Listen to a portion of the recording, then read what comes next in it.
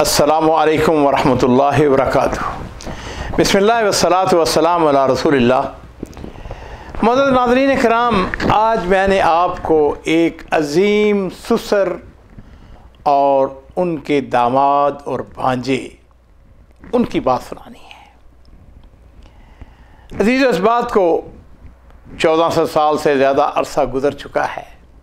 मेरे माँ बाप कुर्बान हो, नबी करीम सल्लल्लाहु अलैहि वसल्लम हिजरत करके मदीना शरीफ जा चुके हैं। अल अहसा ये सऊदी अरब के मशरक़ में इलाका है। एक ज़माने में ये जो इलाका था इसको बहरैन का इलाका कहा जाता था, और अल अहसा का इलाका, इसमें आज का अल खुबर, दम्माम, हफूफ, कतीफ़, ये सारे इलाके बहरैन में शामिल थे। और अल अहसा की अपनी कुछ खूबियाँ उस वक़्त भी थी और आज भी हैं, और वो ये थी कि यहाँ पर आला दर्जे की खजूर पैदा होती है। कहा जाता है कि नबी अलैहिस्सलाम के दौर अक़दस में भी 20 किस्म की खजूरें पैदा होती थी, और बड़ी आला किस्म की खजूर थी जो कि मुख्तलिफ़ इलाक़ों में भेजी जाती थी, और उसमें मदीना शरीफ भी शामिल था। इस इलाके का जो रईस था उसका नाम था मुनज़र बिन आइस। मुनज़र बिन आइस का भांजा और दामाद मुनकिस बिन हयान, ये मदीना शरीफ में अपना सामान लेकर, यहाँ के कपड़े बड़े ज़बरदस्त थे, आज भी इनके यहाँ के कपड़े बड़े अच्छे हैं, और उस ज़माने में हसावी कपड़े बड़े मशहूर होते थे। तो ये खजूरें और कपड़ों का सामान लेकर मदीना शरीफ में गया हुआ था। एक दिन ऐसा हुआ अजीज़ों कि वो मुनकिस वो अपने सामान के सामने खड़ा हुआ है, सोच रहा है कब मेरा सामान बिकेगा, कब वापस जाऊंगा। अल अहसा से मदीना शरीफ का फासला कमोबेश 1 महीना लग जाता होगा। इतनी देर में नबी करीम सल्लल्लाहु अलैहि वसल्लम वहाँ पे तशरीफ़ ले आते हैं, और आप उससे मुखातब होकर आपने पूछा, मुनकिस तुम्हारा क्या हाल है? मुनकिस को बड़ा ताज्जुब हुआ कि वाली मदीना मेरे नाम से वाकिफ़ है। वो अदब से खड़ा हो गया। आप उससे पूछ रहे हैं कि सुनाओ, कारोबार कैसा जा रहा है, कितना सामान बेच चुके हो, कितना बाकी है, वापस कब जाओगे? आप उसके हालात पूछते जाते हैं, और मुनकिस की हालत ये है कि उसके दिल में नबी अलैहिस्सलाम के लिए मोहब्बत, प्यार, उल्फत जागती जा रही है। वो सोच रहा है कि बड़े लोग जो हैं वो तो छोटे आदमियों के हाल अहवाल, उनसे सलाम करना, उनसे हाथ मिलाना गवारा नहीं करते हैं, और इतनी बड़ी शख्सियत ये मेरे हालात दरियाफ्त कर रही है।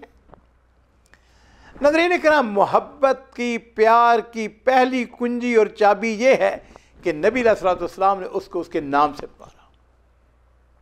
कुछ सवालात के बाद अचानक नबी अलैहिस्सलाम पूछते हैं कि ये बताओ कि तुम्हारे ससुर और सरदार कबीला मुनज़र बिन आइस का क्या हाल है?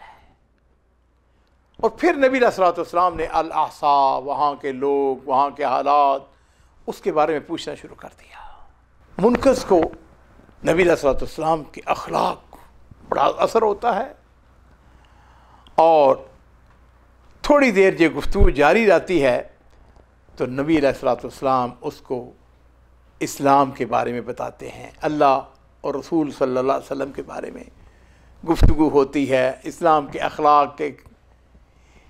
ये जो मुनकिस बिन हयान था ये ईसाई था, लेकिन जब नबी अलैहिस्सलाम की गुफ्तगू सुनता है तो इतना मुतासर होता है कि फ़ौरन इस्लाम कबूल कर लेता है। अलीज़, हुआ यूँ कि मुनकिस चूँकि मदीना में मुकीम था, इसलिए उसने इस्लाम को सीखना शुरू कर दिया, नमाज का तरीक़ा, हाँ जी, दूसरे अरकान इस्लाम, उनके वाले से उसने तालीमात लेनी शुरू कर दी। और फिर एक दिन जब उसने वापस जाने का इरादा किया तो नबी अलैहिस्सलाम से अर्ज़ करता है कि मैं वापस जा रहा हूँ। आपने फरमाया कि मुनकिस, क्या ख्याल है तुम्हें एक ख़त ना दे दूँ, तुम्हारे ससुर के नाम ख़त? उसने कहा, अल्लाह के रसूल, इससे बड़ी खुशकिस्मती क्या है कि मैं आपका नामा मुबारक लेके जाऊँ। चुनांचे वो नबी अलैहिस्सलाम का ख़त लेकर अपने इलाके अल अहसा में आ जाता है। अब चूँकि ये मुसलमान हो चुका था तो उसकी कैफियत बदली हुई थी, اس نے مصلحتاً اپنے اسلام کو چھپا کے رکھا۔ اس کی بیوی، اس کا نام تھا امامہ بنت منذر، اس نے محسوس کیا کہ میرا خامد پہلے والا خامد نہیں ہے، اس کے اخلاق، اس کے طریقے بدل چکے ہیں، کبھی وہ اپنے ہاتھوں کو دھوتا ہے، کبھی چہرے اور بازو اور پاؤں پر پانی ڈالتا ہے، پھر ایک مخصوص سمت رخ کر کے کھڑا ہو جاتا ہے، پھر جھک جاتا ہے، پھر نیچے گر پڑتا ہے۔ ایسا محسوس ہوا گویا میرے خامد کے اوپر کسی نے جادو کر دیا ہے۔ ایک دن اپنے والد کے پاس گئی، جا کے کہنے لگی کہ ابا جان لگتا یوں ہے کہ میرے خامد کے اوپر کسی نے جادو کر دیا۔ اس نے کہا کیوں، کیا ہوا؟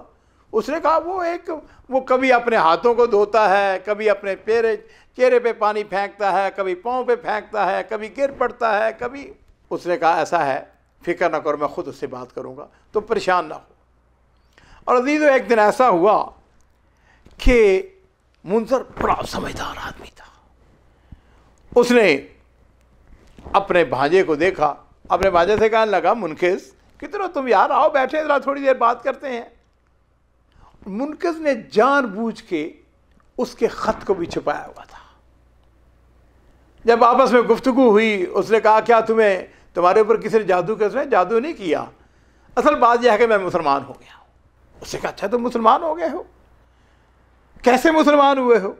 اس نے روایات بتائی، اور پھر اس نے ساتھ ہی بتایا کہ والی مدینہ جو ہے انہوں نے تمہارا تذکرہ کیا تھا۔ تو منذر جو ہے اس نے کہا کہ نبی علیہ الصلوۃ والسلام نے میرا تذکرہ کیا تھا؟ اس نے کہا کہ نہ صرف تذکرہ کیا تھا بلکہ آپ کے نام انہوں نے خط بھی دیا تھا۔ اس نے کہا کدھر وہ خط؟ اور ناظرین کرام یہ مناسب ترین وقت تھا، اس نے کہا گھر میں پڑا ہوا ابھی لے کے آتا ہوں۔ چنانچہ منقذ جو ہے وہ اپنے گھر جاتا ہے اور نبی علیہ الصلوۃ والسلام کا نامہ مبارک، آپ کا خط مبارک جو ہے وہ لا کے دیتا ہے۔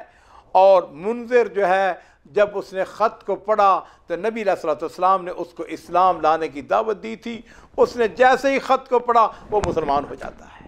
سردار قبیلہ جب اسلام قبول کر لیتا تھا تو سارے علاقے کے لوگ، اس کی رعیت سب مسلمان ہو جاتی ہے۔ یہاں پہ بھی یہی ہوا، اس قبیلے کے سارے لوگ جو ہیں کم و بیش وہ سب کے سب مسلمان ہو جاتے ہیں۔ اور پھر عزیزو ایک دن ایسا آتا ہے کہ یہاں کے لوگ نبی علیہ الصلوۃ والسلام کی خدمت میں حاضر ہونے کے لیے، آپ کے دست مبارک پر بیعت کرنے کے لیے الاحساء سے مدینہ شریف جاتے ہیں۔ نبی علیہ الصلوۃ والسلام کو پتہ چل چکا تھا، آپ نے اپنے ساتھیوں کو بشارت دی، آپ نے فرمایا وفد عبد القیس آ رہا ہے۔ رمرہ نامی ایک خاتون تھی، اس کے گھر میں اس وفد کو ٹھہرایا جاتا ہے۔ اب ہوا یوں کہ جس وقت یہ لوگ وہاں پہ مدینہ شریف میں پہنچے، انہوں نے اپنی سواریاں بچھائیں تو وفد کے لوگ جو ہیں بھاگے نبی علیہ الصلوۃ والسلام کی طرف۔ لیکن جو منذر تھا اس کی کیفیت بڑی مختلف تھی۔ اس نے اپنی سواری بٹھائی، اپنی رہائش گاہ پہ گیا، اس نے غسل کیا، نئے کپڑے پہنے، خوشبو لگائی، تیار ہو کے نبی کریم صلی اللہ علیہ وسلم کی خدمت میں حاضر ہوتا ہے۔ اور نبی علیہ الصلوۃ والسلام اس کے جانے سے پہلے ساتھیوں سے پوچھ چکے ہیں، آپ نے فرمایا کہ تمہارا سردار کدھر ہے؟ انہوں نے کہا ابھی آتے ہیں تھوڑی دیر کے بعد۔ جو منذر تھا اس کی آنکھ کے اوپر زخم کا نشان تھا، اور زخم کے نشان والے کو اشج کہا جاتا ہے۔ تو نبی علیہ الصلوۃ والسلام نے اس کا استقبال جو ہے وہ اشج کے طور پر کیا۔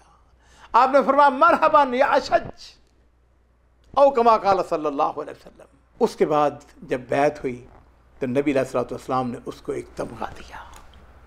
آپ نے ارشاد فرمایا ان فیک خصلتان یحبہم اللہ، اشج تمہارے اندر دو ایسی خوبیاں ہیں جن کو اللہ تعالیٰ پسند کرتے ہیں۔ عرض کرتے ہیں اللہ کے رسول وہ کون سی خوبیاں ہیں؟ تو نبی علیہ الصلوۃ والسلام نے فرمایا الحلم والانا، آپ نے فرمایا کہ تمہارے اندر حلم اور انا۔ حلم کا معنی ہے حوصلہ، غصے پر قابو پانا، غصہ پی جانا، اور الانا کا مفہوم جو ہے وہ ہے سوچ سمجھ کر فیصلہ کرنا، جلد بازی نہ کرنا۔ حلم اور تحمل، یہ وہ ناظرین کرام دو خوبیاں ہیں جو اسلام کے نگاہ میں بڑی پسندیدہ ہے۔ یاد رکھیے غصہ ہر آدمی کو آتا ہے، لیکن حلیم شخص جو ہے وہ غصے سے بے قابو نہیں آتا، وہ برداشت کا مظاہرہ کرتے ہوئے اسے دبانے کی کوشش کرتا ہے۔ اس لیے نبی علیہ الصلوۃ والسلام نے ارشاد فرمایا نا کہ طاقتور وہ نہیں ہے جو کسی کو بچھاڑ دے، بلکہ طاقتور وہ ہے جو غصے کے وقت اپنے آپ پر قابو پا لے۔